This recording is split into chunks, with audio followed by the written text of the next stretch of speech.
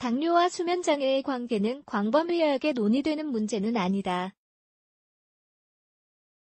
그럼에도 이는 많은 당뇨 환자들에게 영향을 미친다. 수면장애는 제2형 당뇨 환자들에게 아주 흔하며 많은 방식으로 영향을 미친다. 여기에는 지불 안증후군부터 수면 무호흡증 혹은 밤중에 화장실에 자주 가야 하는 증상까지 다양하다. 이 모든 것들은 휴식방해, 낮중의 피로, 심지어 질환 악화까지도 이어질 수 있다. 그러므로 의사와의 상담을 위해 이런 문제들과 증상들에 대해 유념해 두는 것이 좋다. 실제로 이러한 유형의 야행성 질환들은 생각보다 치료하기 쉽다. 아래에서 관련 정보를 자세히 알아보자.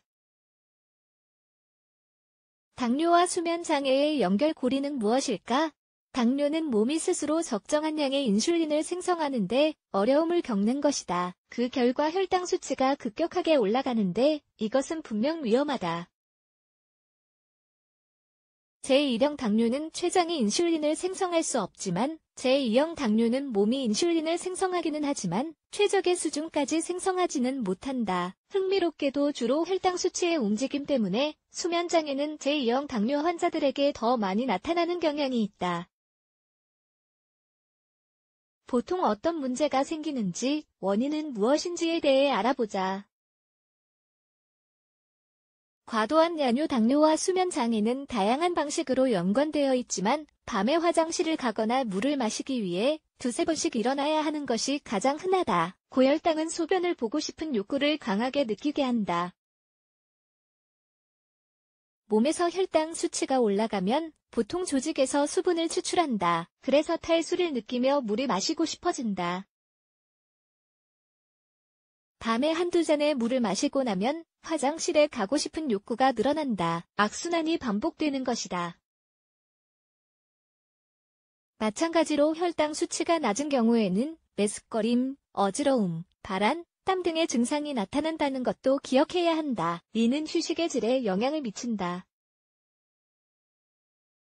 수면무호흡증은 당뇨가 있는 사람에게 아주 흔하다. 하지만 이 문제의 근원은 보통 체중이다. 제2형 당뇨가 있는 사람들이 과체중인 경우는 아주 흔하다. 이는 가슴에 압력을 더 가하게 되고 밤에 잠을 자는 동안 호흡을 할 때 기도를 막게 된다. 코골이가 항상 안전한 것은 아니다. 당뇨와 수면장애는 연관되어 있으므로 밤에 코를 고는 사람은 심각한 건강 문제가 있는 것은 아닌지 의심해 보아야 한다. 무호흡증은 호흡이 한때 멈추는 것임을 잊지 말라. 코골이가 잦으면 혈액의 산소 밀집도가 낮아진다. 하지불안증후군 당뇨와 하지불안증후군을 연관 짓는 것이 어려울 수도 있다. 하지만 이 연결고리는 생각보다 강하다. 이 야행성 질환은 철분 결핍, 고혈당 및 신장 문제를 포함한 다양한 원인이 있다. 게다가 흡연자라면 하지불안증후군이 발생할 가능성이 높다. 그러므로 주기적인 검진을 받을 필요가 있다. 가끔은 약간의 빈혈 같은 흔한 증상이 이 증후군이 생기면서 당뇨 문제를 더 심화할 수도 있다.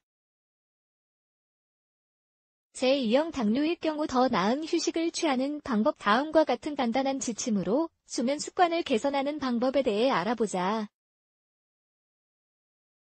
식생활 휴식의 질을 개선하고 밤에 화장실을 가는 등의 문제를 피하기 위해서는 자기 전에 물을 적게 마시는 것이 좋다. 카페인, 특정 쉐이크, 차 등의 각성 음료를 피하라. 가벼운 오후 운동 규칙적으로 운동하는 것은 휴식의 질을 개선한다. 전자기기 피하기 잠자기 2시간 전에는 휴대폰, 노트북, 태블릿 등을 치워두는 것이 좋다. 이런 기기들은 뇌를 지나치게 활성화하며 수면의 질에 영향을 미친다.